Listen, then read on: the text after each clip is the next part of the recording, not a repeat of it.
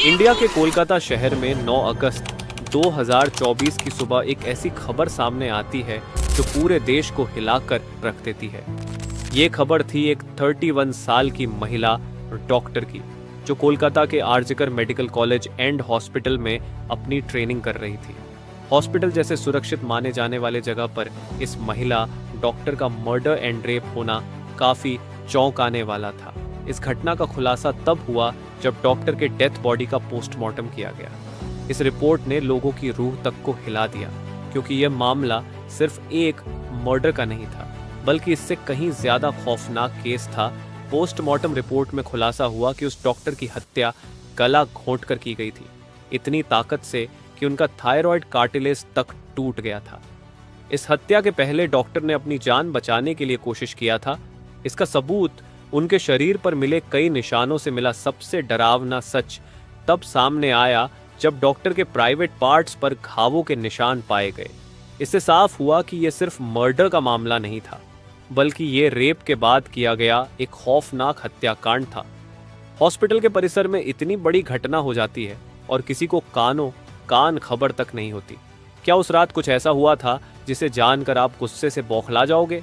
क्या वहां कोई और था जिसने इस क्रूर घटना को अंजाम दिया, और अगर था तो आखिर कौन था? इन्हीं सवालों के जवाब खोजते हुए हम आज की इस वीडियो में आपको बताएंगे कि आखिर क्या हुआ था उस रात इस मेडिकल कॉलेज के शांत माने जाने वाले परिसर में।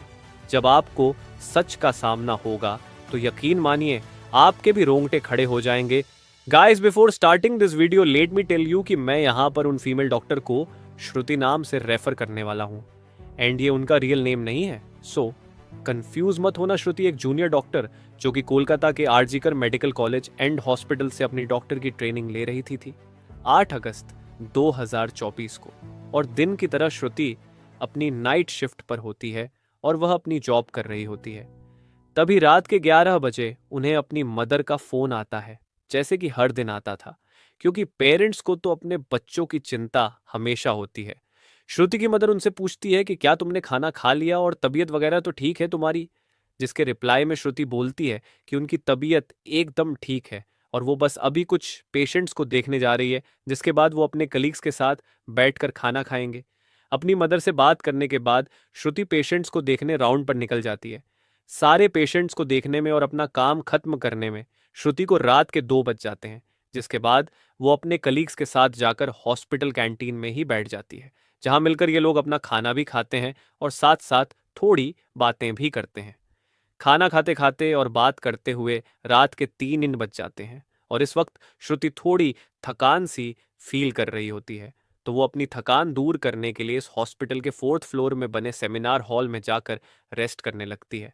श्रुति के रेस्ट करते करते सुबह के 7:30 बज जाते हैं, पर वो तब भी इस सेमिनार हॉल से बाहर नहीं आती, जो कि काफ़ी ज़्यादा अनयूजुअल था, क्योंकि श्रुति कभी भी आधे 1 घंटे से ज़्यादा का ब्रेक नहीं लेती थी। हॉस्पिटल का एक वर्कर जो कि सुबह की शिफ्ट स्टार्ट होने से पहले हॉस्पिटल के सारे रूम्स को चेक कर रहा होता है, और वो ऐसे ही सारे रूम्स को चेक करते हुए इस सेमिनार हॉल की तरफ आता है। जैसे ही वो सेमिनार हॉल के बाहर आकर उसका गेट खोलता है, उसकी आंखों के सामने होता है एक भयानक नज़ारा, जिसे देखकर वो बहुत जोर से चीख पड़ता है। इस वर्कर की चीख सुनकर आसपास के लोग वहां इकट्ठा होने लगते हैं और देखते हैं कि सेमिनार हॉल के अंदर श्रुति की बॉडी बिना कपड़ों के पड़ी हुई है और उसके बॉडी पर कुछ ब्लड के निशान भी हैं।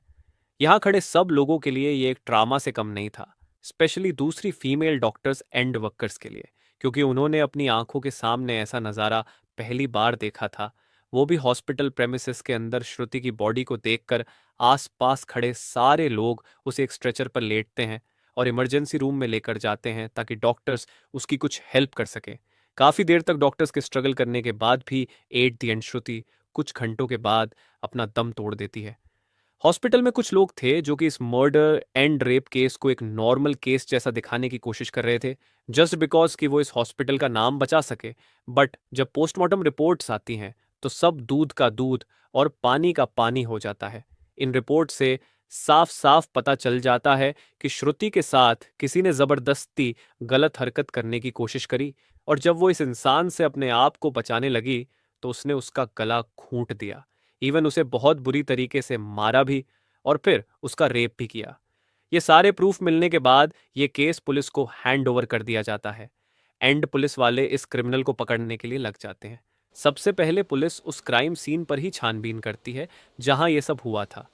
किस्मत से पुलिस वालों को वहां पर श्रुति के कुछ नेल्स एंड ब्लड सैंपल्स मिलते हैं और साथ ही एक ब्लूटूथ नेक बैंड। ये केस शायद और भी जल्दी सॉल्व हो जाता अगर उस फ्लोर पर सीसीटीवी कैमरा होते तो। बट बदकिस्मती से इस सेमिनार रूम के अंदर या इसके आसपास कोई सीसीटीवी कैमरा नहीं थे। लेकिन जिस रास्ते से इस फ्लोर पर एंटर करा जाता था वहां पर कुछ सीसीटीवी कैमरा थे। पुलिस वाले इन सीसीटीवी कैमरा में सुबह के 3 बजे से 8 बजे के बीच की रिकॉर्डिंग चेक करते हैं कि इतने टाइम के बीच कितने लोग इस फ्लोर पर आए और गए थे। इन सीसीटीवी फुटेजेस को चेक करने के बाद ये पता चलता है कि टोटल 6 लोग इस फ्लोर पर आए और गए थे। ये पता लगने के बाद पुलिस वाले एक एक करके इन 6 लोगों को पूछताछ के लिए बुलाते हैं कि वो लोग वहां पर उस टाइम क्या कर रहे थे। और इन लोगों को इस बीच यहाँ कुछ भी अजीब दिखा कि नहीं। इन लोगों से पूछताछ के दौरान पुलिस वाले उनके फ़ोन का ब्लूटूथ भी ऑन करके चेक करते हैं कि जो ब्लूटूथ हेडसेट उन्हें मिला था वो इनमें से किसका था। क्योंकि आपको पता होगा ही कि एक बार अगर आप किसी ब्लूटूथ डिवाइस से अपना फ़ोन पेयर करते हो तो अगली बार वो उससे ईजिली कनेक्ट हो जाता है। और फाइनली पुलिस वालों की ये ट्रिक काम भी आती है क्योंकि ये ब्लूटूथ नेक बैंड इन 6 लोगों में से एक आदमी के फ़ोन से कनेक्ट हो जाता है जिसका नाम था संजय रॉय, जो कि एक सिविल वॉलंटियर था। सिविल वॉलंटियर वो लोग होते हैं जो कि पुलिस के अंडर काम करते हैं और उनकी हेल्प करते हैं छोटे मोटे कामों को मैनेज करने में। लाइक आपने बहुत सारे फेस्टिवल्स अनऑथराइज्ड पार्किंग या भीड़ भाड़ वाले एरिया में देखा होगा कि कुछ ब्लू कलर की यूनिफॉर्म्स पहनकर ऑफिसर्स खड़े रहते हैं जिनका काम होता है कि विदाउट एनी रीजन कहीं पर भी ज्यादा क्राउड इकट्ठा ना हो। तो अब पुलिस वालों को अपना पहला कातिल मिल चुका था जिसके बाद वो संजय रॉय से और गुस्से से पेश आने लगते हैं। बट संजय पुलिस वालों की किसी बात का भी जवाब नहीं दे रहा होता क्योंकि वो काफी ज्यादा नशे की हालत में था। इस बीच पुलिस वाले संजय का फोन भी चेक करते हैं जिसमें उन्हें भर भर के पोर्नोग्राफिक कंटेंट मिलता है जिससे उनका शक यकीन में बदल चुका था कि संजय ही श्रुति के मर्डर का मेन कल्प्रीट है। इसके बाद पुलिस वाले संजय रॉय को और ज्यादा डराने लगते हैं। एंड फाइनली वो डर कर अपना गुनाह कबूल भी कर लेता है कि उसने ही श्रुति को मारा है और उसका रेप किया है। यह पता लगते ही कुछ पुलिस वाले और प्रूफ्स कलेक्ट करने संजय रॉय के घर जाते हैं जहां पर उन्हें एक शू मिलता है जिसके ऊपर कुछ खून जैसे ही धब्बे थे। तो पुलिस वाले उसका सैंपल कलेक्ट कर लेते हैं। थोड़ी और तलाशी लेने पर पुलिस वालों को संजय के घर के बाहर कुछ कपड़े सूखते हुए दिखते हैं और ये वही कपड़े थे जो कि उस दिन संजय ने पहने थे क्योंकि ये सब सीसीटीवी कैमरा में कैप्चर हो गया था जिससे जाहिर था कि संजय ये प्रूफ मिटाने की भी कोशिश कर रहा था। बट जब संजय को पूछताछ के लिए पुलिस स्टेशन में लाया गया था उस वक्त वो काफी ज्यादा नशे की हालत में था। तो क्या वो ये सब बस इसलिए कर रहा था ताकि उसे कम सजा मिले, जस्ट बिकॉज वो उस वक्त नशे में था।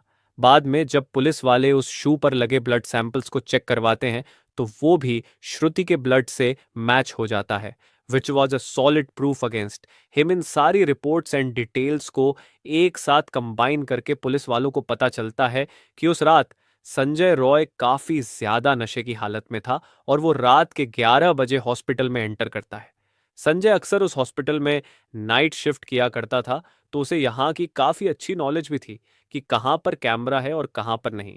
तो वो आराम से इस हॉस्पिटल के 4th फ्लोर पर जाकर बैठ जाता है क्योंकि वो नहीं चाहता था कि कोई उसे ज्यादा नशे की हालत में देखे, वरना वो अपनी जॉब से हाथ धो सकता था। 4th फ्लोर पर आते ही वो अपना आराम से सो जाता है। जब उसकी आंख खुलती है तब तक सुबह के 3 बज चुके थे। तभी संजय की नजर श्रुति पर पड़ती है जो कि रेस्ट करने सेमिनार हॉल में जा रही थी। श्रुति को अकेला देखकर संजय के इरादे बिगड़ने लगते हैं। वो पहले काफी देर तक इस फ्लोर के चक्कर लगाने लगता है ये कंफर्म करने के लिए कि कोई यहां पर ज्यादा आ तो नहीं रहा। जब उसे लगता है कि हाँ उसका रास्ता साफ है तो वो 4 बजे सेमिनार हॉल के अंदर एंटर करता है और फिर वहां से 4:45 पर बाहर आता है। इन 45 मिनट्स तक श्रुति के साथ इस आदमी ने क्या क्या किया होगा और वो कितने पेन से गुजरी होगी ये सोचकर ही किसी का भी दिल सहम जाएगा। स्पेशली श्रुति के पेरेंट्स जिन्होंने इतनी उम्मीद से और सेक्रीफाइसेस करके अपनी बच्ची को डॉक्टर बनने भेजा था एंड श्रुति अपने पेरेंट्स की अकेली बेटी थी तो उनके लिए तो ये किसी सदमे से कम नहीं होगा। एंड गाइस, ये केस अभी भी क्लोज नहीं हुआ है और 23 अगस्त तक संजय राय को कस्टडी में रखा जाएगा।